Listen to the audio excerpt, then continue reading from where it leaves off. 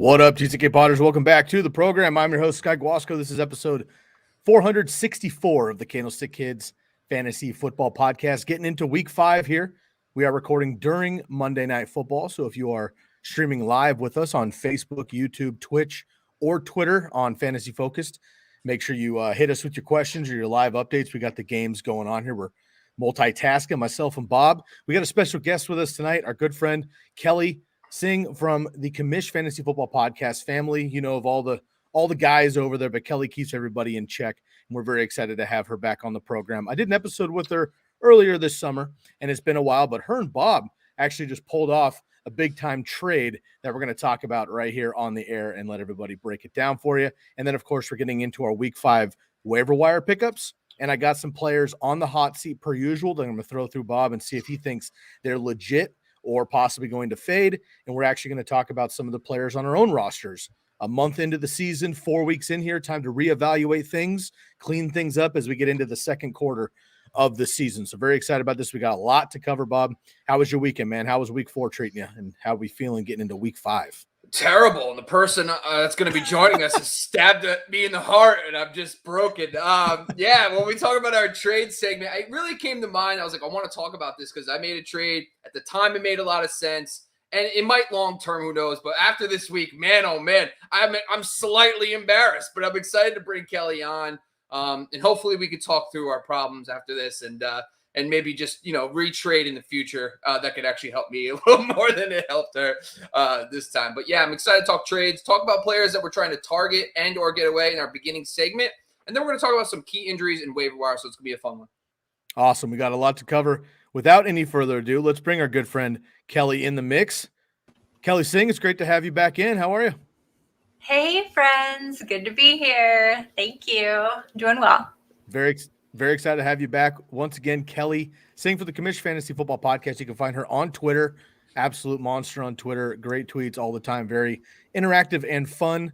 Follow her, please. Kelly in Phoenix. Kelly in Phoenix on Twitter. And, of course, my name's Sky Guasco and Bobby Lamarco as well. All right, Bob, I'm going to let you get into this, man. I know you and Kelly have been at it behind the scenes a little bit. Let's just get right to this, and let's talk this trade. Yeah, so prior to yesterday, this might have made a little more sense, but we did do a trade in the TCK Listener League. I did a nice breakdown of this online as well to talk through why each of us, it made sense for both sides. And now today, when we're sitting here, a little Monday morning quarterback, I feel that the lady down there could say a little more about how excited she is about this trade. So I'm just going to break it down real quick, and Kelly, we'll get your thoughts first. But it was essentially I traded DJ Moore to get Tyler Higbee at the tight end position and T. Higgins as a possible wide receiver 2-size flex. I made the trade because essentially I was streaming tight ends and getting 4 points a week, and I said I need something. And watching Higbee right away on the bench, I said I'm going to go for it. So far, it doesn't look too great. But, Kelly, give your instant reactions about the DJ Moore acquisition. Did you call him? Did you speak with his mother before the acquisition? How did it go? You know what? I wish I could have spoken to his mother. I love, little mom heart to heart. I get very attached to my players, which is why I say that. It's really hard for me to make trades. I hate making them. It's like releasing one of my own children to somebody else. But when you came to me with this and pointing out that I was wrought with injury in my wide receiver room, what would it take for you to get your hands on my benched tight end? That sounded really awkward when it came out of my mouth, but I think everybody knew what I meant. I had to jump at the chance to figure out how to make this happen to help me. And obviously at the time I was helping you. Yeah. No, listen, I'm not going to sweat just yet. Obviously this week, DJ Moore had a monster game, and then that game was great game. Fully caught 2 touchdowns in the fourth quarter. Listen, DJ Moore's rock solid. I think T. Higgins and Sky will hopefully help me a little bit because Sky's a T. Higgy guy. But Instant reactions, now that you know, listen, Kelly, slam dunk, great job. But this is kind of my point in my video. I talk about identifying weaknesses on other teams to give yourself some boost.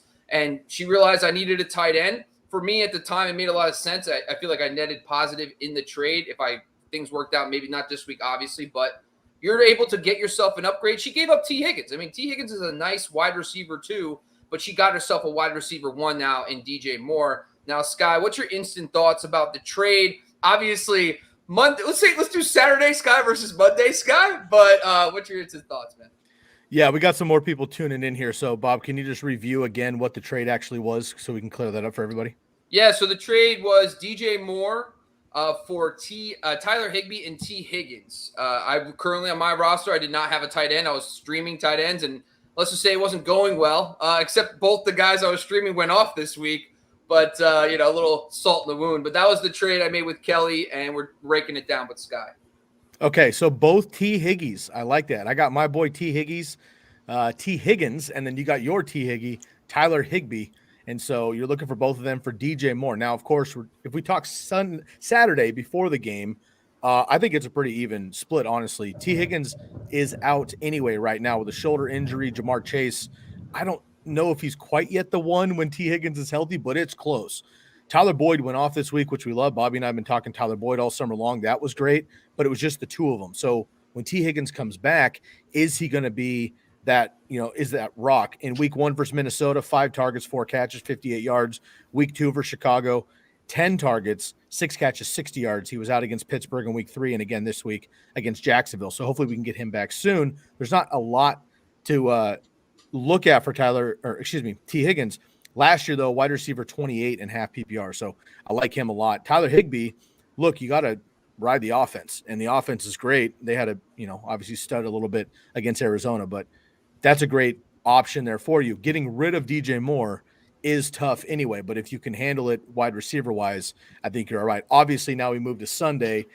DJ Moore goes off once again, and the biggest difference here is he's catching touchdowns. He has as many touchdowns already this year as he's had the last couple of years of his career. That was the big knock. We know he's going to get the catches and the yardage, but finally gets the touchdown. So huge win for Kelly this week. We'll see what happens in the next 3 or 4. And what I like to do with trades, obviously, to kind of before I start sweating or even celebrating, is give it 2, 3, 4 weeks. Give it a month, and let's look back. I mean, yes, DJ Moore went off, but Christian McCaffrey's out, right?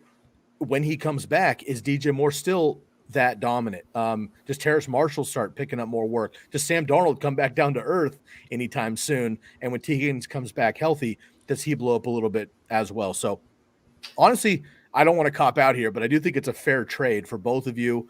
I think overall right now, the best player in the trade is DJ Moore. So getting Tyler Higbee and T. Higgins for him, I think is fair. And you both patched a hole in your rosters. Yeah. And I think so. Go ahead. So before I jump down to Kelly, I just want to say one thing. Kelly had Mark Andrews, people. So, this is kind of the point. She didn't actually lose really anything by getting rid of Higbee because she has Mark Andrews on her team. So that's the key here for her is she was able to get an upgrade at the receiver position without really getting anything, losing anything at the tight end spot. So that was the key there for about kicking down to Kelly for any additional. Smart drafting too, Kelly. Smart drafting, taking Mark Andrews and then an upside flyer guy at the end of your draft. And here's what happened. You got DJ Moore out of it for a backup tight end for you.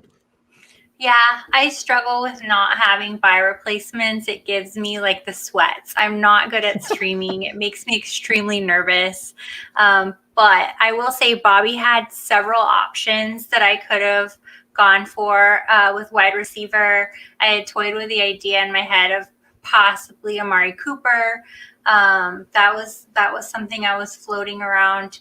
And I thought, you know what, I'm just going to go for it. DJ Moore is hot right now. I don't know when that's going to end, but at least for right now, work out for me. And I also have some flexibility in my wide receivers. So once those guys are healthy, I still have room to play, I think. I think both of us do.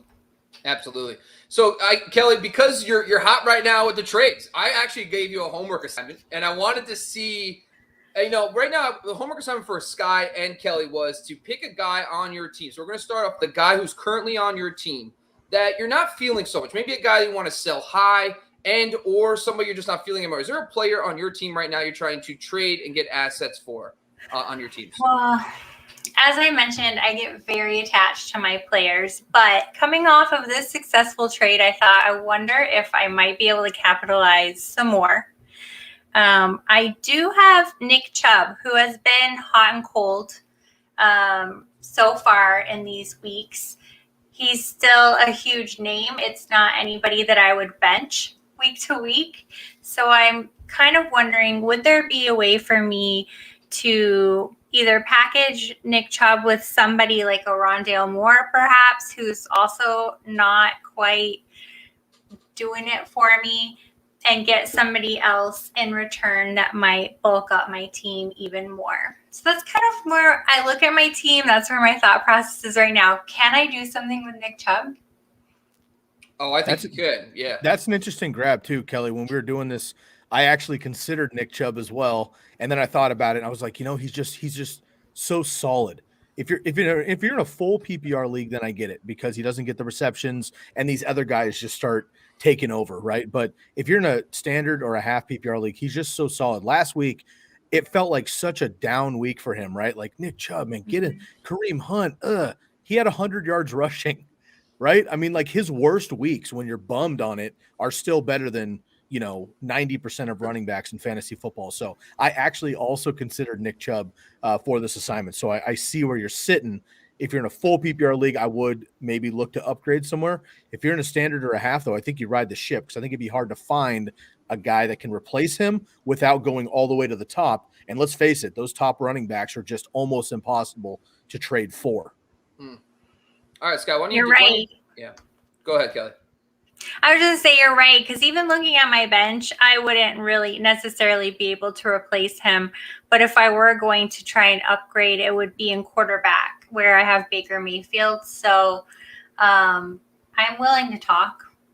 There you go. Now, hint. Hey, everyone, let's do this. Watch yourselves, though. Watch yourselves. You never know. There you go. And you're talking about a unique situation where you're trading for a quarterback, right? Because not often in fantasy are you trading quarterbacks at all, but in Superflex, obviously it's more welcomed, because you have 24 quarterbacks in a 12-team league starting every single week. So you could think, like, what is Nick Chubb for? Like a Nick Chubb for Sam Darnold or something, right? Which I think is fair. Sam Darnold's crushing it right now. That to me seems like a fair trade. But if you're looking running back for running back, it'd be almost impossible to get fair value for Chubb without going Cook, Henry, CMC or something. And Kelly, I know you beat me in this trade right now, but hear me out on this. I got some advice I think may help you. So when you have an elite running back like Nick Chubb and you want to get a quarterback upgrade, you might want to just look at dialing back your to the RB2 spot to get an upgrade at quarterback. So for example, trading for a CEH type or a guy like Darrell Henderson, but then getting that quarterback upgrade. So you're basically trading that elite Nick Chubb for two players. So you're going to get a little bit of a drop off to Henderson, maybe even a CEH, but then you go and get your stud quarterback that you want, one of those main guys on a team. Maybe there's a couple teams in your league that have a second quarterback that's solid, that they'll say, oh, wow, I can have Nick Chubb. All right, I'll take Nick Chubb because I can go to this quarterback, and then you can get upgraded that way. So that's another thought when you're trading for a quarterback. That's great advice. I love it. I'm always like trying to take good trade advice, because it makes me so nervous. All right, Scott, do you have one for us? Yeah, so we talking a player not on my team that I'm looking to acquire, or a player on my team I'm looking to get rid of? You know what? Yeah, let's do that. Kelly did the one she wants to. Yeah, so why don't you do one that you're trying to acquire? All right, a player I don't have somehow on my teams, and I broke down my entire rosters. I broke down all of my 8 leagues the day before the season kicked off to give everybody an idea of how I actually drafted, put my money where my mouth was all summer long, and saw where the chips actually fell. Somehow, I ended up in 8 leagues, 0 Buffalo Bills, not one single Buffalo Bill share. Anybody, not Josh Allen, not Diggs, not anybody else on draft day. Since then, I've acquired a few from waivers and trades, whatever, but not on draft day somehow, because the cost was so expensive preseason. That being said, I would love to get my hands on some Stephon Diggs if possible. We just talked about Josh Allen and quarterbacks. Quarterbacks are almost impossible to get to, the higher end guys, and especially a guy like Josh Allen, who ended as the number 1 quarterback last year. Now, if Kyler didn't get hurt, it would have been him. Nonetheless, top 3, it's going to be tough. I looked at Stephon Diggs, and I had the same reaction, Bobby, like, there's no way. Like, who could I actually trade away to get Stephon Diggs? Well, if I look at it here, he's the wide receiver 18 right now in PPR. All right, wide receiver 18.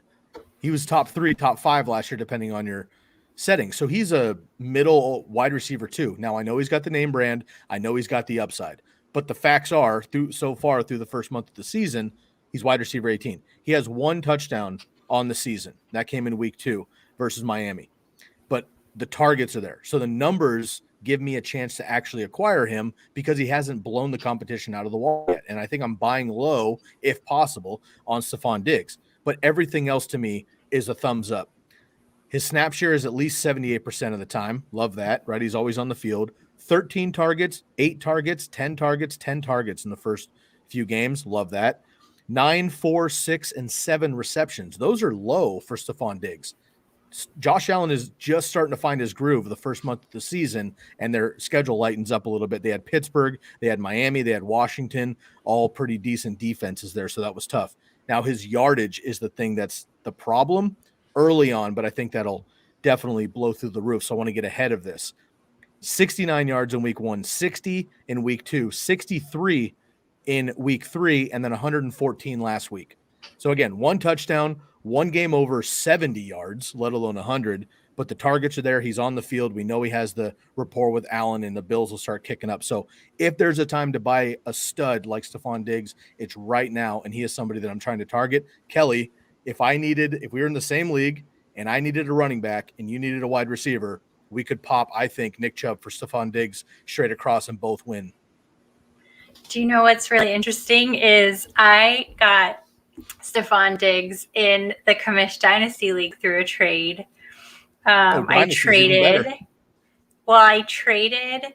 Dalvin Cook, and I received Diggs, Chenault, and a second-round pick for next year. Mm-hmm. So I felt really good about that because I had a huge hole in wide receiver there. But I think it was good, and I think exactly what you're talking about. It's kind of apples to oranges, 2 different leagues. Yeah. So I actually just kind of an ironic situation. I actually just acquired Diggs in 1 league, and I did exactly what Kelly and me did in another thing. So this guy was struggling at tight end. He had Jonnu Smith. I offered him George Kittle and Allen Robinson before week 3. And I said, hey, you need a tight end. I'll give you Kittle. He's one of the best in the game. And I'll give you A-Rob. A-Rob still had that name value to him before that Cleveland Browns game. He said, all right, let's do it. And my thing is, when I try to go into trades, I want to make the other team better. I know it's a very terrible thing to say. It's like taboo. You always want to win the trade and just dominate. But I truly want to look at the team and say, does this trade make sense for them? Because number one, it starts dialogue. And that's what happened with me and Kelly. It happened with me and my other friend in my other league. Because I can tell him a story that's believable about why this is going to make his team better. So that's kind of my thoughts. So, Kelly, you gave us one that you're trying to trade away. Is there a player you're trying to target right now and acquire that you don't have in any of your teams right now? Yeah. I would love to have Cooper Kupp somewhere. Somehow, out of 12 teams, I have 0 Cooper Kupp. I know, right? But that is one player I don't have any shares of on any of my 12 leagues, and it makes me kind of sad. I got a little FOMO. Yeah. Kupp, I think when you're going after Kupp, you have to maybe, if you have depth at a running back, maybe find your team that has like that good running back depth and trade your top running back to get Kupp. So it's like, it's just, I get it, but like you can probably trade if that team has good receiver depth, you have good running back depth. That makes sense. Kupp is like, I drafted the 1 league. I actually didn't draft Cooper Kupp in. I drafted Allen Robinson because I was like, I got plenty of Kupp. I'm good. And I immediately had to trade Allen Robinson before we did this segment. It would have been Allen Robinson if I didn't trade him 2 weeks ago, because I was so bad that I didn't pick Cooper Kupp. But, Sky, anything that you could think of that you can potentially acquire Cooper Kupp? What would it take, in your opinion, a combination of players, maybe one player to get a guy like Cooper Kupp? Your thoughts? Yeah, I have a player here. So Kelly went with the player on her team she's looking to kind of dish off if possible to upgrade. I have one as well, which I'll reveal in a second, but it's going to be a top running back. You're not going to be able to, unless it was Devontae Adams or Tyreek Hill or something, but you don't want it, especially at the top of the food chain. You don't want to, and it doesn't make sense to go elite wide receiver for elite wide receiver, right? What makes sense, though, is elite wide receiver for elite running back, and then depending on who those players are, throw in a piece or two. Or like Kelly mentioned earlier, you're in a dynasty league. Now you can start talking about future picks, and we don't do a lot of that. I do recommend, though, and give a shout out to the commish crew every opportunity we get on this program here. The Commish Dynasty podcast as well. They do a great job breaking down dynasty trades and dynasty through the season. So feel free to go check them out as well. Break down a lot of that stuff long term. As far as Cooper Kupp, really quickly, Kelly, this is the 6 days that you have an opportunity to get Cooper Kupp somehow. He has obviously been out of his mind the first 3 weeks of the season. Last week, though, 5 catches, 64 yards, did not score against Arizona. But the targets were still there. He had 13 targets, and that's what you're obviously going after. Actually, it was a league high. Coincidentally, he's had 10, 11, 12, and 13 targets, respectively, over the first 4 weeks. His schedule, though, is amazing. Seattle, New York, Detroit, Houston, Tennessee, San Francisco, and then a bye week. Nobody can stop Cooper Kupp. He got slowed down, but that would be a great purchase if you possibly can. Another guy you might consider looking for Cooper Kupp straight across, elite running back, elite wide receiver. This is my guy here, and he is probably my favorite player in the NFL. It's Alvin Kamara. But obviously been very frustrating, unfortunately. Currently, the PPR running back 13. So he's not crushing your teams, but he's obviously not top 3, top 5 like you drafted him as. He has 2 total touchdowns on the season. They're both receiving. He does not have a rushing touchdown on the season. Last week, against the Giants, who, to Bobby's credit, have a decent run defense, but are not a great defense overall. First time in his career, he did not have a single target, not one target. He had a couple bad games with Taysom Hill last year, but not even a target. But he had a career high in rush attempts with 26 and 120 yards rushing. So is Alvin Kamara now becoming like a more of a rushing running back than he is that hybrid Austin Eckler pass catching running back, which is so beneficial for fantasy football?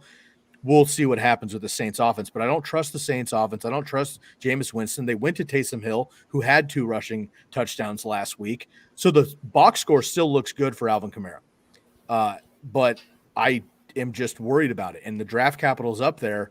If you had somebody that needed an elite running back, I think you could sell the story of Nick Chubb having the floor, Alvin Kamara having the ceiling, and Cooper Kupp having a down week, and Robert Woods caught 1 touchdown, and maybe he's coming back down to earth, and you might be able to flip that trade. For me, I would try at least, because I'm trying to offload, unfortunately, my man, Alvin Kamara. Thoughts, Kelly? Take all these notes because watch out. I'm going to probably show up in somebody's messages with some of this advice. Yeah, and Kelly, just make sure it's not mine, all right? You've done enough to me, all right? I don't need more of Kelly's be nice to trades, Bobby, right? please. Yeah, be seriously. nice to Bobby. I just want to do, so one of the things I want to talk really quick about my guy, and I'm actually going to talk through a scenario because I did some research on my team and the players team, the team in my league. It's Saquon Barkley's my guy that I want to trade for. So here's the scenario, and I'm going to lay it out for you guys, and I want to get Kelly's thoughts on what you think is the right combination, even if you think it's an option. So the Barkley owner right now today is really weak at receiver. He has Beckham, Brandon Cooks, Keenan Allen, and Julio Jones. Jones is banged up, but even when he was healthy, was kind of hit or miss. Keenan Allen's, of course, the stud. Cooks has been great this year, but I was thinking in my mind, if I can get Barkley from him, I was thinking about my linchpin running back would be Antonio Gibson, and then trying to give him a player like Calvin Ridley. So it would be Gibson and Ridley for Barkley. I guess, first thoughts, is that trade doable? And if you were in the other scenario, would you take that trade? The first thing I would probably say to you is Barkley's my best player. That's my standard comeback. But I will say Antonio Brown's consistently consistent. I think you could see that for the rest of the year probably. And Ridley's hot right now. Everybody wants a piece of Ridley. So I think it would be tempting. I think it would be worth asking for sure. Okay. Sky, your thoughts? Remind me of the trade again. Antonio Gibson and Calvin Ridley for Saquon Barkley. Oh, shoot. I thought you said Antonio Brown. Oh, no. Antonio Gibson. Sorry. That's what I want to clear up. I was like, wait a minute. Antonio Gibson, the running back, like we just talked about. Okay. No worries. Unraveling the brain. Start over. Rewind. Don't worry about it. Don't think it's worth asking. So, still, you think that's still a good trade, though? I think it's better, right? Gibson's probably better. It's better. Okay, good. Sky, your thoughts? Okay, so thumbs up from Kelly. Yeah, I agree. If you're looking, Which side of the trade do I want? I want the side of the trade with Ridley and Antonio Gibson personally.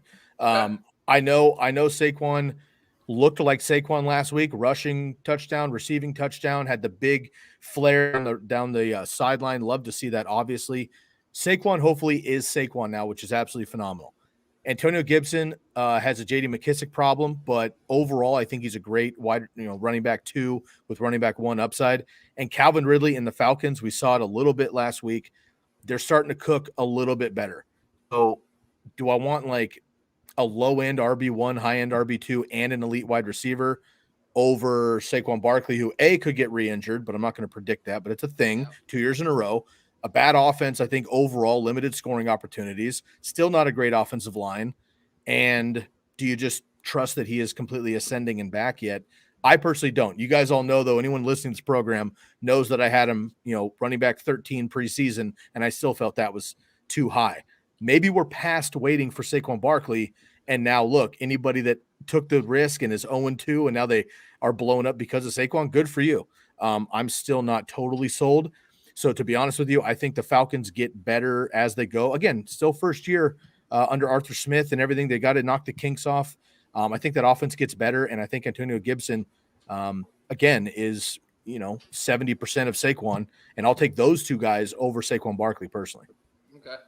So, Kelly, in a vacuum, which side do you like better? Would you rather have Barkley? So I'll give you my depth. This is probably going to give you context, too. I have Stephon Diggs, we just talked about. I have Calvin Ridley, Deontay Johnson, Amari Cooper, and Tyler Boyd at receiver.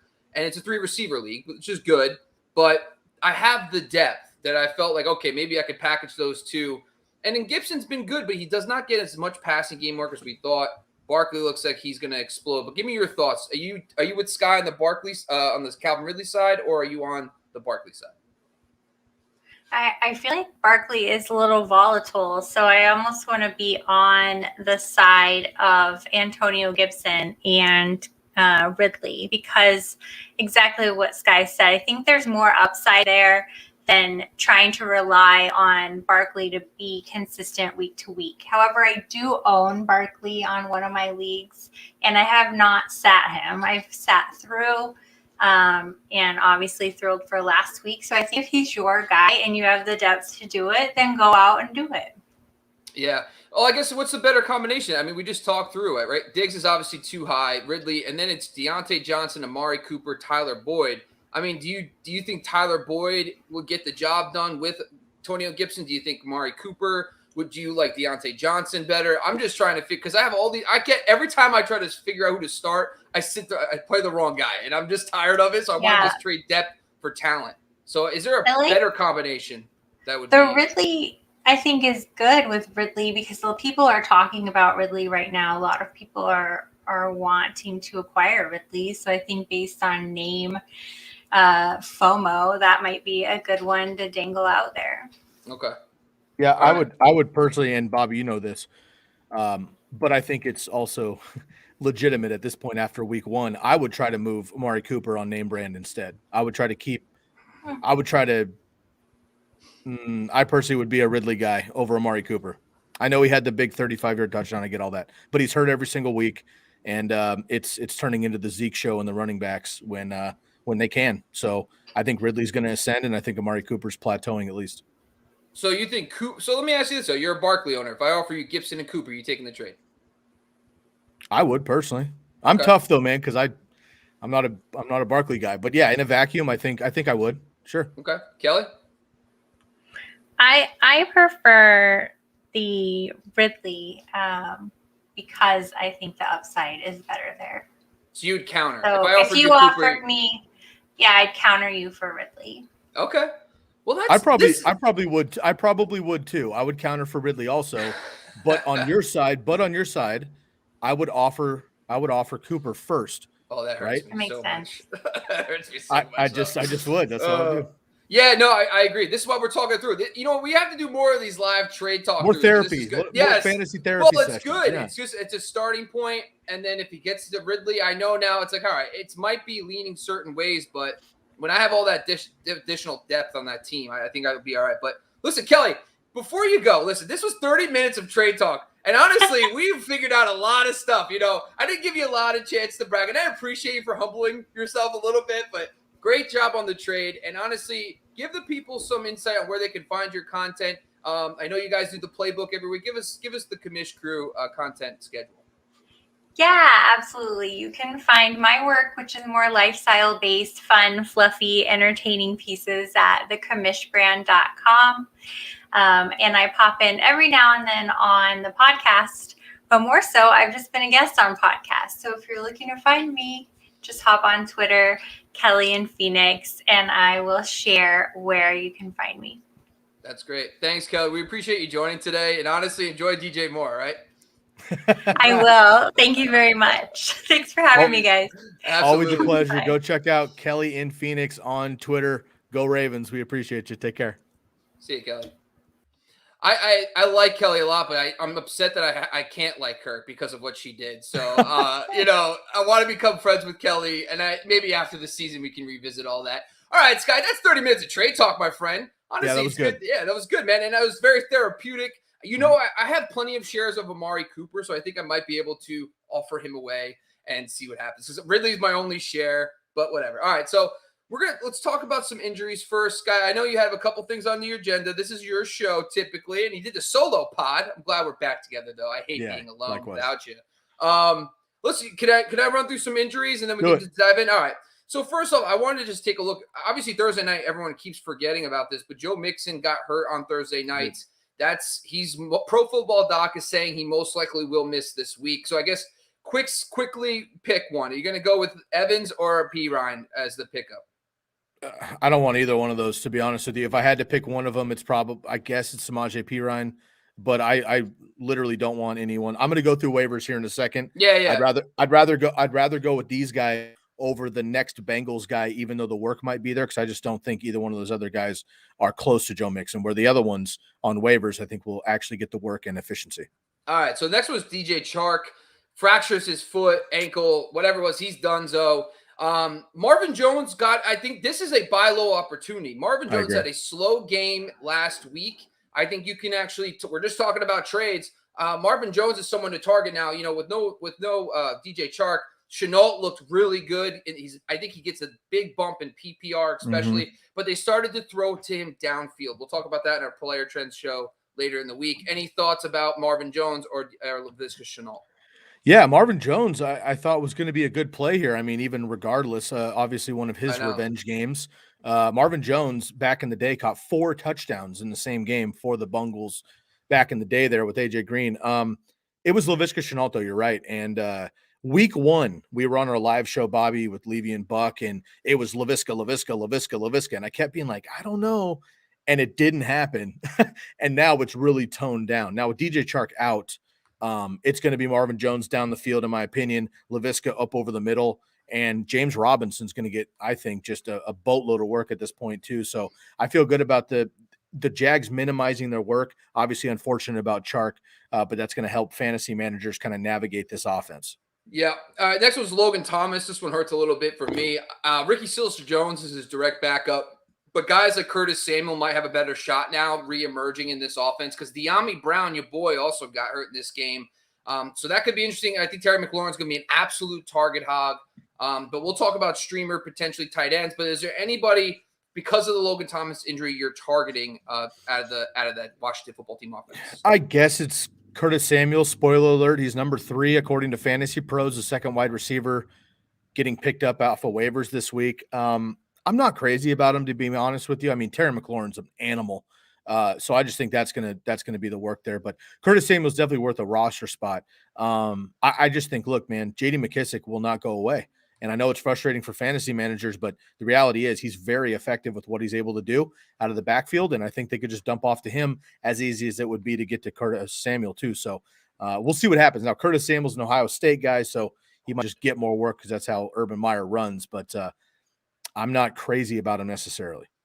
Yeah, the next one's David Montgomery. This is a big one. It looks like a sprained MCL. It looks like he avoided the fear ACL tear, so that's good news, but it looks like he'll be out. Damien Williams also suffered a quad injury, but it sounds like he'll be okay. So Damien Williams, quick thoughts. Khalil Herbert, maybe a deep league ad.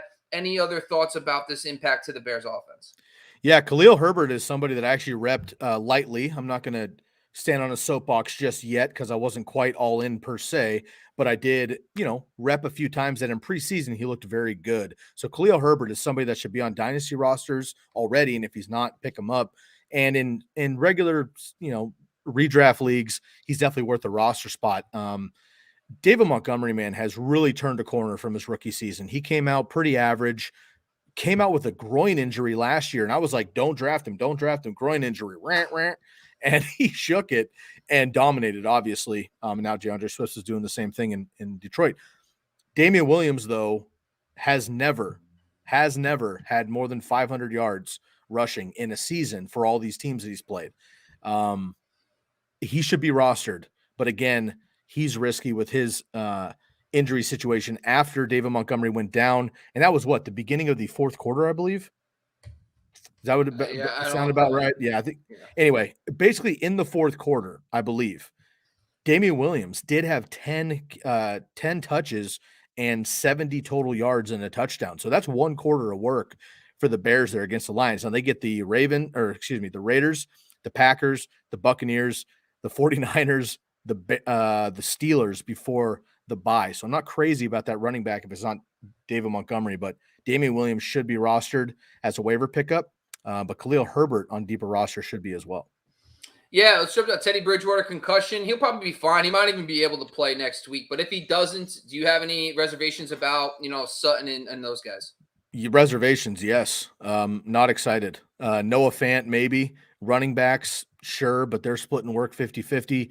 Sutton's a number one receiver on his team, so he's probably a wide receiver too in your rosters. But the rest of these guys, no thank you, unfortunately. Not yet. Let's jump down to your boy, Jimmy G. It sounds like positive outlook for him, but he might miss a week. This could be the audition. Trey Lance had 20 fantasy points last week and a half. So, I mean, I know it was on a big play, but take that big play away. Fine, he had 10 points and a half. I don't care. That's still awesome for a guy who didn't know until like 3 minutes before the second half kickoff that he was going to play. So, thoughts on Lance, thoughts on Jimmy G. Do you think Lance has a shot at taking this job full time? Yeah, I absolutely do. I'm a 49er fan, and I've been kind of bagging on Jimmy G since we traded for him. I was not excited about that. We had a chance to get Kirk Cousins at the time with Shanahan. We didn't. We got Jimmy. Wasn't super thrilled on that. I rest my case. Yeah, I mean, again, in a half, 18 pass attempts, 9 completions, 157 yards, most of that coming on a fake Deebo Samuel deep bomb that was busted coverage, and he ended up scoring on a 76-yard touchdown. But 2 passing touchdowns for Trey Lance and a half, 7 rushes for 41 yards. Bobby, this is what we care about. We know that Trey Lance can run. We know that Justin Fields can run. A lot of these quarterbacks coming out these days, everybody's mobile, but certain quarterbacks are running quarterbacks. Trey Lance is one of them. If Trey Lance, let's just extrapolate for fun, 14 carries for 80-plus yards in rushing, right, in a half, and then 18 completions for 304 touchdowns in a half too. I know those are expanded numbers, but you're talking top 10 quarterback if you were to actually do that. Your question was, is this a real audition? Absolutely. I think Shanahan has kind of been not hoping for this, of course. I don't want to make fun of an injury on Jimmy. I'm not. But this makes Shanahan's decision-making much easier. The reality is Jimmy can't go, so Trey can go. Now, just like the Bears, when Andy Dalton goes down, Justin Fields comes in. Trey Lance does have the audition. It's not given to him because Shanahan loves Jimmy, and when he's healthy, he might come back. Here's the deal, though. They play this week against Arizona, who just shut down the Rams, all right? They're no joke. They're undefeated, shut down Stafford, Kupp, and everybody else. Lance goes into Arizona, plays a division rival, tries to upend them this week as the starter. If he somehow gets that win or at least plays very well, they have a bye week right after that in week 6. That's when Kyle is going to have to make a decision. Because if Trey comes out and goes, I'm that dude, when I had a full week to prepare, and I had every snap and I produce, now I'm that guy, right? More exciting, rushing, yada, yada. If they end up getting that upset, that's huge. They have the Colts, winnable, Bears, winnable, Cardinals and Rams again, but then Jacksonville, Minnesota, Seattle, Cincinnati, Atlanta, Tennessee, Houston to end the year. They could run the table or go 2-3 losses if they're playing right. So Kyle's going to have a tough decision. Yes, it's the audition week. If Trey Lance bombs this, he's in serious trouble because when Jimmy comes back, it'll be his job again. Trey Lance start sit this week. I would start him. A single quarterback league. He's probably I haven't done rankings yet. Obviously it's a little early, but he's probably going to fall in my 12 to 15. And then depending on matchups, we'll see what happens. But Matt Stafford is not a running quarterback at all, right? Rushing quarterbacks have been more productive against the Cardinals pass rush, right? Because they come around the side and Trey Lance can sneak up the middle, which he did that whole half versus Seattle. So if he's able to do that, he's picking up chunk yardage, first downs, moving the chains, yada, yada. I think he'll be just fine. Okay. George Kittle banged up again. Are you any concerns about George Kittle? Absolutely. He's got it looks like a knee injury he escaped. What's your thoughts? Yeah, every single week, people are talking to me, and I do an awesome a guest slot on ESPN Radio out in New Jersey. Shouts out my boy Mike, and he asks me every week, "You're a Niner guy. You're out West Coast. What's up with the Niners? What's up with Kittle?" And every week I'm like, it's Kittle. He'll be fine. He's tough. Blah blah. You know what, Bob? I'm tired of it. I'm worried. I'm worried as a fan. I'm worried as a fantasy player. Kittle is a beast. We all know he's like one of the most likable dudes in the NFL. It's impossible not to root for him. When he's healthy, he's an animal, but he just isn't effective. The Ross Dwelly touchdown to start the game, everyone thought it was Kittle. It wasn't. After that, he had another touchdown, literally hit him right in the hands in the end zone. It was a tough catch, but Kittle makes that 9 out of 10. He dropped it. And they're just not using him the way that we want the 49ers to. So he's still tight end 6 on the year because tight end's a joke. But when you look at the actual numbers, he's not who you want him to be, unfortunately. So, look, you have to play him because he's George Kittle and his tight end. But that's a guy I would look to move on name brand maybe. He's got the Arizona Cardinals coming up, who are very good against tight ends. They were the worst 2 years ago. They're good now. And they have a bye week in 2 weeks. That's 2 weeks you may not even want to play him, and you can't play him during a bye. So I might try to move off of Kittle, to be honest with you. Okay, Will Fuller. He's hurt his hand. Looks like he's going to be out maybe a week or two. But do you think that's good news for Waddle? Does that boost the value of those guys? Yeah, Waddle and Parker and Mike Gesicki, to their credit, have done very well with, whatever Jacoby Brissett's throwing out there. Tua's set to come back in a couple of weeks. I think week 6 is what he's targeting now. So we'll see if that gets better. Parker's played pretty well. Gesicki's getting hammered, and so is Waddle. Will Fuller, man, he's boom or bust. He's Deshaun Jackson at this point. I mean, he's constantly hurt. Even if you play him, he may give you a half. And it's fun when he breaks off 3 for 204 touchdowns, but I'm not into that, man. That's not my style of ball. So I have no Will Fuller. I will not have any Will Fuller. And unless it's a DFS play, just shooting your shot, then I'm not interested at all.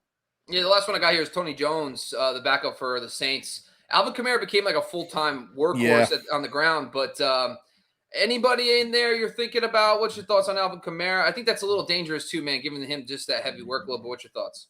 Yeah, I agree. I mean, I'm not interested. I actually wouldn't be surprised. We'll see what happens with Tony Jones, long term, but I wouldn't be surprised if the Saints go out and just pick somebody up. I mean, they had AP. Let's not forget, man, Adrian Peterson, A, is still out there looking for work and still in phenomenal shape. The dude's a robot. B, he had a cup of coffee with the Saints a few years ago, the year Alvin Kamara was drafted. Mark Ingram, Adrian Peterson, and Alvin Kamara. I wouldn't be surprised if maybe they just bring in AP for a couple of weeks or whatever, just to pound the rock on early, whenever they need to give Kamara a break. Because you're right, Bobby. For fantasy, it's awesome to see Kamara get a career high in carries at 26. He's not that type of running back, man. I mean, he should have 18 and about 6 receptions and spread that wealth. He's not right now. I would be nervous about that. They do not have Latavius Murray anymore. That was that guy to split it up. I would be nervous. Honestly, no way. AP, man, they had a bad ending. That was weird. They did. Someone I think is interesting is Marlon Mack. Maybe they can swing a trade, get him. He's a nice early 2-round thumper. You could push Kamara back to that pass game role and help him split early down work. I think that would be a great compliment. But that's all I pretty much got. Yeah. Much better suggestion. So, the other thing I was going to talk through defensive guys. We'll talk about that later in the week, I guess. But so let's dive into waiver wire. Scott, what do you got for us? All right. So I am going to, the real Kingston jumps in here in our chat. I've been thinking I should trade Kamara. Yeah, we've been talking about it quite a bit. Make sure you dial in Sunday mornings for our start sit, but you can feel free to jump into Bobby and I, who come in here, and you can reach out to us on DM on Twitter. And Sky Guasco and Bobby Lamarco for any trade discussions. So the real Kingston, feel free to jump into that. All right, yes, I'm going to turn the corner here, and we're going to get into the waiver wires. Now, I'm going to kind of just blitz through this quickly. I'm not really going to break every player down per se, but I do think it's important that we scan every option here. So let's get into, again, I basically just take a swath of the top players that Fantasy Pros puts out there, and then Bobby and I put our heads collectively to it and decide how we want to rank these guys. So I'll give you the top 10 blanket, and then we'll go through them here. Number 1, Darnell Mooney. Number 2, Trey Lance. Number 3, Curtis Samuel. Number 4, Dawson Knox. Number 5, Devontae Parker. And again, these are players with less than 50% ownership. Devontae Parker. Number 6, Hunter Renfrow. Number 7, Damien Williams. Number 8, Kenny Gainwell, the number 1 running back in Philadelphia. Take a look at him. Number 9, Rashad Bateman. And number 10, Jamison Crowder. All right, so I'm going to break this down how I would do it. My number 1 is also Darnell Mooney. Clearly the number 1 for Chicago last week. It's infuriating. Obviously, I know Bobby's laughing all the way to the bank here, getting rid of Allen Robinson finally, but I've been somebody that's been trying to hold steady on Allen Robinson. I called my shot on Robert Woods finally last week during the Sunday live show. He caught a late touchdown and saved my behind. Allen Robinson, man, just disappearing in this offense. I don't know if it's Nagy, whatever, but not looking good. Darnell Mooney pops in as that number 1 guy there, so I love picking him up if you can. He's available in 60% of leagues. Trey Lance in Superflex leagues, he's probably already taken up in Superflex, but in single quarterback leagues, he's probably available, and I would go get him. I just said I'll probably have him 15 or 12.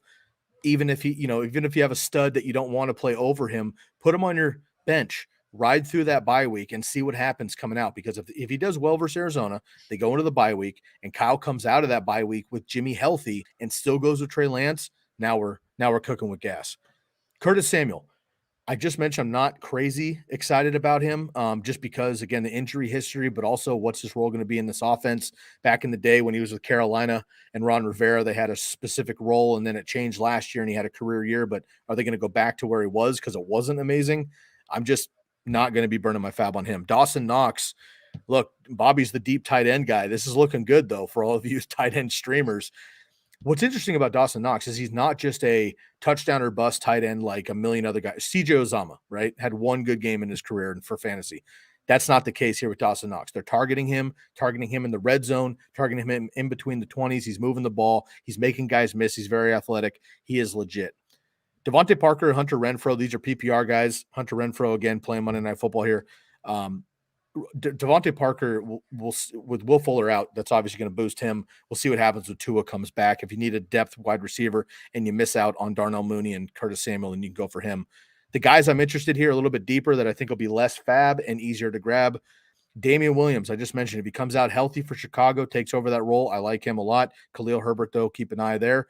Kenny Gainwell, I know I tongue-in-cheek about him being the best running back in Philadelphia. Well, guess what? I think the Eagles actually think that that's the case, because they gave him all of the red zone work. They gave him all of the goal line work. He scored. He was in on 4 consecutive goal line plays and ended up scoring there. All of the pass catching work. No matter how any of us think about Miles Sanders, the Eagles don't feel that way. They've done it for years. They brought in Jordan Howard a couple years ago. Boston Scott, who doesn't have a job, was taking his work too. Kenny Gainwell is going to be that guy. I want him on my roster's PPR machine. Rashad Bateman hasn't played yet as a rookie, but he's going to come in. I think he could be that 1B at least, and maybe a number 1 for the Ravens, who don't have much work in the pass game, obviously, outside of Hollywood Brown, who bounced back this week after a couple of drops, and Mark Andrews. So look at Rashad Bateman.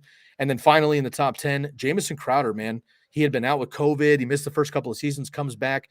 Bobby and I were talking on the Sunday show. Is he going to come back into his role in the slot where he's been dominant for the Jets, no matter who the quarterback is? Or is it a rookie quarterback, new regime? We'll see. He was very efficient, very effective, caught a touchdown. I love that. Couple deeper names, Bob, and I'll go to you with any thoughts on these. AJ Green. I'm going to get to him. I got a question for you later on AJ Green. Can't fake it, folks. He's legit. He's playing ball. 6 targets in every single game this year. Exactly 6 targets every single game this year. You love that. Daniel Jones in Superflex leagues. Josh Gordon for Kansas City. I know it's kind of a joke and kind of a what if. Let's be honest, dude. He's in the best offense maybe in the league when they're right. He is still in peak physical condition. He has not played ball in years, and he is in shape. He has been reinstated for the league, worth a deeper bench stash just to see.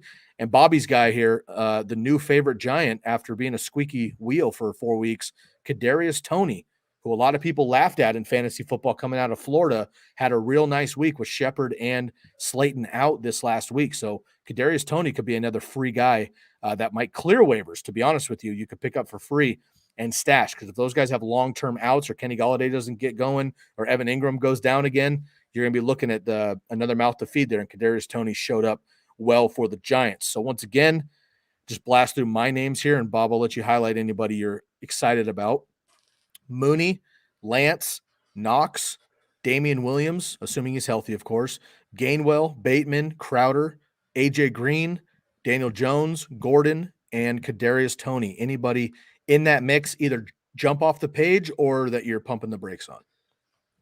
I'm actually okay with Damien Williams, picking him up, and I'm not going to burn like a top waiver wire, ad. I'm not going to blow a bunch of fab on him, but I'll put like a nice $15 fab in, especially if Montgomery news comes out, he's going to miss 3 to 4 weeks. I think Damien Williams is good. He's competent. The running game has been okay for the Bears. They've had to face really tough run defenses, so I give him a slight pass. Guy that really we didn't talk about is Randall Cobb. So MVS is on IR right now. He comes in, he plays, and he immediately just establishes himself as the number 2. And Aaron Rodgers is flowing. Robert Tonyan's an afterthought right now, and they play Cincinnati next week. And Cincinnati's pass defense just let up a bunch of production to Laviska Shenault in the slot. So Cobb could be someone you plug in as a wide receiver 3, maybe a flex spot based on some of that stuff. But overall, listen, if you're a tight end person and you lost Logan Thomas because of an injury, here's some crazy stuff I'm going to tell you. Ferkser is back on the fantasy radar. Okay, I looked at this really quick. Guy ran a bunch of routes last week, saw 6 targets, and they have a much more favorable matchup this week. As someone that you can get for free, he's 0% owned. I know the Dawson Knox of the world are guys that are going to be picked up and scooped, but if you miss out on some of those guys, he's a real deep name, especially if Brown and Julio are out again as well. So for the most part, though, if you're quarterback position, you're trying to find someone to Sky, do you have I know Trey Lance is probably the biggest one. I think if you can get Trey Lance, great. He might be rostered on a lot of leagues right now. So is there another deeper name maybe you're thinking about from the QB position as a potential pickup? Yeah, another guy that's probably rostered, but I would absolutely take a look is Daniel Jones. We know he has the rushing upside. He's been playing very well lately, minimizing the turnovers this year, which is massive, obviously. Another guy here, man, look, Taylor Heineke has played absolutely fantastic. He's available in 90% of leagues still. So take a look at Taylor Heineke as well. I think that's definitely an option. And I mean, if you're really desperate, I guess, and you just need somebody in Superflex who might be out there, Drew Lock, if he's going to be the starter, he's a body. And in Superflex leagues, almost every quarterback is rostered because a lot of teams have 2 or 3. Well, they have 2 because you play 2, but you have 3, even 4 quarterbacks, rookies and what if guys. But Drew Lock might be available because he hasn't played yet, right? And Teddy's potentially going to be out for a while. So if you're really desperate, I would look at Drew Lock too. But for me, it's going to be Trey Lance for sure. Because people got frustrated or something, I'd pick him up too. Daniel Jones is another guy as well. So I think this is another counter thing to this whole thing. There's players that are being dropped that he need to be watched. I'm just kind of looking. I just was curious. Sony Michel got dropped in a lot of leagues. If you're a Darrell Henderson owner, I honestly think you got to go get Sony Michel. Sony Michel played against the Tampa Bay Buccaneers in his start, but he was a complete workhorse. Darrell Henderson every week has a moment where you think he's done for the game. And he's one of those players where I honestly, in every one of my leagues, I have Darrell Henderson. I've reached out. I have a lot of Darrell Henderson. And I reached out to the people that have Sony Michel, and he's being dropped. So if you have him, go pick him up. I think that's someone that I like to keep on my bench as a potential handcuff. Just walking through, Robert Tonyan I just brought up too as someone that's being dropped right now because he's not producing, but he has a really good matchup this week, someone you could potentially stream. And then, Elijah Mitchell, another guy. What's your thoughts on Elijah Mitchell? He's being dropped now too in a lot of leagues. Are you willing? Do you think Trey Sermon, he looked better this week, a lot better. Do you think Elijah Mitchell, though, still has a shot to be the one when he comes back? Yes, I do. But if he's not fully healthy this week, then again, they have a bye week in week 6. They're going up against the Cardinals. Darrell Henderson did have a nice game, which was good. They minimized the pass and Matt Stafford, but the running game was okay for the Rams against the Cardinals. So, yes, if Elijah Mitchell suits up, here's the problem, though, now, Bobby. Sermon was a healthy scratch because clearly Kyle Shanahan thought, okay, Mitchell's going to be that guy. All right, cool. Well, now Sermon came out and did just fine because it's a Niners running back, and that's what they do. So he's like, oh, well, shit, this kid's pretty good too. And I got Elijah Mitchell, and I got Jeff Wilson coming back pretty soon. It's a mess. Yes, they should all be rostered. I wouldn't be super excited to start any of them this week against Arizona. But if you need an RB2, RB3, then sure, go ahead. But do know they have a bye week coming up in 2 weeks. So I would not go blow a bunch of fab because at best, you're only able to use them 1 week. And that's risky even in the next 2. So I would be patient with the 49ers. Can I give you a gross name to monitor because I just want to? Mark Ingram. Okay, I know this one's going to be a little weary, but so in my metric, I talk about this all the time, adjusted line yards I put together. I actually started rest of season metric. Mark Ingram had one of the toughest run game schedules to start the year, and his flip on the rest of season, he has the biggest differential, and he is being used pretty much as the lead back constantly. Plus, when Tyrod Taylor comes back, that offense had a little thing going on, and Mark Ingram's being dropped. And I don't even think you need to pick him up this week. I'm just telling you that you should probably keep an eye on Mark Ingram because when Tyrod Taylor comes back, that run game schedule gets a lot better. And he looked the part. He's actually still averaging a well over 4 yards per carry. He's David Culley's guy. Someone that just caught my eye that has a really good rest of season schedule, probably can get for free. All right, fair enough. Bob, we're getting long in the tooth here. I want to blast out just a couple of hot seat players. Now, this is a little bit different. The segment's a little different this week. We have done the hot seat players, and of course, that hot topic is brought to you by our good friends at Bomb Banana Hot Sauce. Go to seekthespice.com, and you can use the promo code TCK for 10% off of that banana-based, not banana-flavored hot sauce. Once again, Bomb Banana Hot Sauce, banana-based, not banana-flavored, seekthespice.com. That's our hot topic for the day. Now, we have been doing the hot seat players, right? These are players, Bob, that like you're either panicking on or you're patient with. I'm going to change it up a little bit this week because there's some good players on here who have played well. So I'm actually going to like revert it to, do you think the trend continues, or are you saying like, it's fool's gold? You're not actually buying the production as of late. I'm going to blast through these names pretty quickly, maybe just a sentence or two. We got a couple comments I'd like to get to as well before we get out of here. Once again, if you're just tuning in, this is Bob and Sky of the Candlestick Kids Fantasy Football Podcast, streaming live with you. Make sure to give us a subscribe and a like anywhere you're listening, and tune in on Sundays to make sure you get 3 hours of start-sit content right here on YouTube. Smash the subscribe button and the bell so you know when we get that alert, 7 a.m. to 10 a.m. on Pacific time and 10 a.m. to 1 p.m. Eastern time for your 3-hour start-sit conversation on here on YouTube. All right, Bob, 5 touchdowns this season, 5 total touchdowns for Ryan Tannehill. Both top wide receivers are out, went up against the Jets. The Jets get the dub. It was Derrick Henry all day, but he wasn't as dominant as everybody thought he was going to be. Ryan Tannehill couldn't make it happen with scrubs. Shouts out to my boy Josh Reynolds for getting a chance and dominating. But Ryan Tannehill, man, 5 total touchdowns. We're a month in. Sink or swim here. He plays the Jags this week, so I'm gonna jump in with him. Deal. Matt Ryan, 4 touchdowns last week, but looked horrendous the previous 3. 3 of those go to Cordaro Patterson. So I'm going to wrap 2 players in here. Cordaro Patterson, running back, wide receiver, kick returner, punt returner. I'm sure he throws passes as well. Are you in on Matt Ryan moving forward? Are you in on Cordaro Patterson as a weekly start as a RB2, wide receiver 2, flex? How do you feel about Ryan and Patterson? No, Matt Ryan is just a streamer quarterback in right matchups. Washington football team is well overrated. Jets are very good against the pass. Doesn't make sense. And we would have not have said that going into the season. Cordell Parsons should be on your team. Is he a weekly start? No. I think if you could package him together with somebody and get yourself a solid RB2, I would definitely do that. All right. Let's move on here. I got 3 Cardinals for you here. So big Cardinals discussion for you. We'll start with James Conner. 4 touchdowns in the last 2 weeks. 2 weeks, 2 touchdowns. Very frustrating for Chase Edmonds managers, obviously, even Kyler Murray people and DeAndre Hopkins and whatever. Nonetheless, James Conner looks good. He's breaking tackles. He's got some burst. He looks like he did in 2018 for the Steelers. He's getting the goal line work, and he's scoring and capitalizing on him. We mentioned preseason. Kenyon Drake last year dominated in the red zone last year. It was not Edmonds.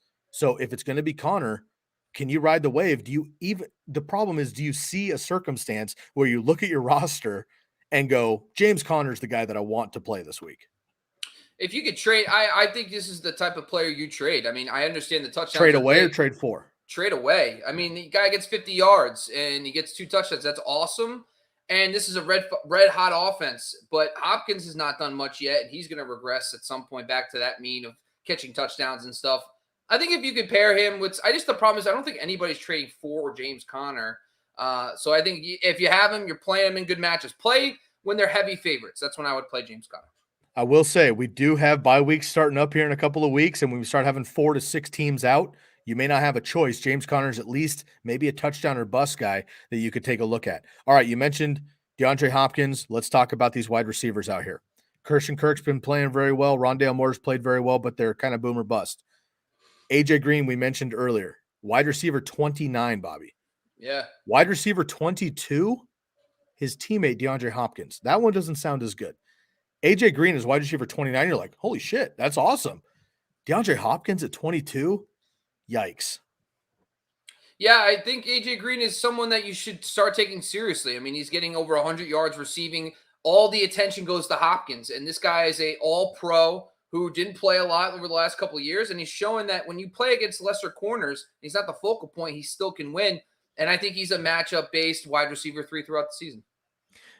Really quick, DeAndre Hopkins, 83 yards in week 1 and 2 touchdowns, 54 yards and a touchdown in week 2. Since then, 3 catches, 21 yards in week 3, 4 catches, 67 yards in week 4, no touchdowns. DeAndre Hopkins might also be a buy low candidate we were talking about earlier, still the top dog there in Arizona.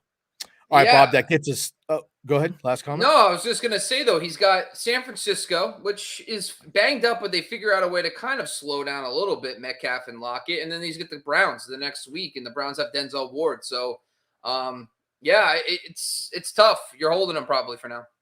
All right. That was our hot topic brought to you by Bomb Banana Hot Sauce. Again, Bomb Banana Hot Sauce, seekthespice.com. TCK is your promo code for your order. All right, Bob, let's jump into some comments before we get out of here, man. I want to go through these quite quickly. Appreciate everybody chiming in during the Monday night game. Waller disappoints me. Our man C-Dog not feeling Darren Waller, although I believe after this comment, spoiler alert, he did catch a touchdown there, so that's good for you there. Let's move on down the line here. The Real Kingston, should I trade Kamara? Now, we were kind of talking through this in the comments section. Running back depth is Fournette, Montgomery, and Kamara. Traded Darnell Mooney or Juju for Darnell Mooney. Started 1-3 with a good roster there, so I like that. Okay, we got a question here. Saltiest Moose. I wonder what state you live in. I'm going to guess Montana, but it could be Canada, Alaska, who knows? Maybe Idaho. Saw a moose in Utah one time, Wyoming. All right. Should I trade Woods and Chase for Eckler? Jamar Chase and Robert Woods for Austin Eckler. If you get offered that trade, you're taking Eckler, of course. But I don't think if I would have to know. I think if you're getting offered that trade, I'm taking Eckler 100%. If you think that's a good enough package to get Eckler, I don't think so personally. But I'll toss to the sky on that one. Yeah, I know podcast listeners already know the outcome of the game here, but we're recording during the Monday Night Football game, and I will say after a couple of touchdowns tonight, I'm not sure you're going to be able to get Austin Eckler, but go for it if you can. All right, here's another question here. Kashif Mustafa, would you trade Ridley for Cooper Kupp? I have Ridley and feel like he has a lot of upside, but Kupp is in a better offense. The immediate question is, yes, we would trade Ridley for Cooper Kupp. Are you actually in a conversation here where somebody said, I'll take Ridley for Cooper Kupp, and you're asking us if you should actually do that? Because if so, then yes, smash it. I can't see a reason right now today that somebody would trade away Cooper Kupp for Calvin Ridley. Bobby, am I missing anything? No, I think in this scenario, you need to add something. And I don't think you need to add that much. Obviously, I think you still need to if that guy has Cooper Kupp, but is really weak in his flex, and he's losing, you're going to give him Ridley, and you have to give him something else this is a trade. You have to evaluate the roster. You're not gonna get Kupp straight up for Ridley right now. Kupp's number one player in fantasy, essentially. So my thing is, I think if you give Ridley maybe a solid wide receiver 2 to double up, or a running back 2, might make it work. But it's gonna be tough. Okay, final question here. We're going to sign off. This is in regards to the Kamara trade earlier. Should we trade away Alvin Kamara? Turns out they can get Hopkins and CEH for Alvin Kamara. Current wide receivers are Diggs, Evans, Boyd, Mooney. Is it worth it to get rid of Alvin Kamara, bring in Hopkins, and also add CEH? Bobby, you're the big CEH guy. Well, when he talked a little bit earlier, he has Montgomery, I believe, and Fournette on the other running backs. So with Montgomery's injury, that's going to be tough. I don't think you have the depth to get rid of. I know the drop off, you get Hopkins. I totally get that, but I'm going to hold Kamara for now in this scenario, just because the loss of Montgomery, if anything, I need more depth at running back. I would trade a receiver to get a running back or something like that. Can CEH not fill that void for you from David Montgomery right now? Been playing well last 2 weeks. No, I get what you're saying. Listen, I've been big on this stuff too, but Hopkins, hasn't really done it yet this year. Plus the fact that he's got, the Browns coming up, and he also has the San Francisco 49ers coming up. I guess your thoughts are, what do you think? Do you think he's going to perform against the 49ers defense, or do you think they have a scheme that could slow down Hopkins? Yeah, DK ripped him up, and bigger body receivers are going to, because they don't have the size. But no, I don't think he's going to go crazy in this game. So I might actually do this trade personally, but the one thing you don't have to do, though, is that you have a lot of good receivers. You have Diggs, you have Evans, you have Boyd, you have Mooney. You don't need Hopkins as good as he is on paper, or I guess in name value. Well, so I might hold right now too. Yeah, it might be. What I would try to do, though, is go Kamara and maybe Mooney or Boyd, and see if I can upgrade at running back, if that's what you really want to do. Hopkins, maybe a bigger running back or something. That might be my move. So appreciate you tuning in. Thank you, everybody, for joining us here on Monday night. Of course, podcast listeners are listening on Tuesday morning, but we appreciate everyone tuning in live, Facebook, YouTube, Twitch, and Twitter at Fantasy Focused with the D, Fantasy Focused. Make sure you please give us a subscribe, a like, a follow. Smash the subscribe buttons and the bells wherever you're listening. That really helps us out. Also, find Bobby and I on Twitter at Sky Guasco and Bobby Lamarco, and also Fantasy Focused on Twitter as well. Catch us every single Sunday for our Sunday live Start Sit show right here on YouTube, streaming live 10 a.m. to 1 p.m. Eastern time every single Sunday for 3 hours of Start Sit content. We appreciate everybody hanging out with us. Thank you once again to our good friend Kelly Singh. You can find her on Twitter as well. Kelly in Phoenix of the Commish Fantasy Football Podcast. We'll talk to you all later. Thank you so much. This episode and all episodes of TCK have been brought to you by Bet Online and the Believe Podcast Networks. For Bobby Lamarco and Kelly Singh, I'm your host, Sky Guasco. We are out of here.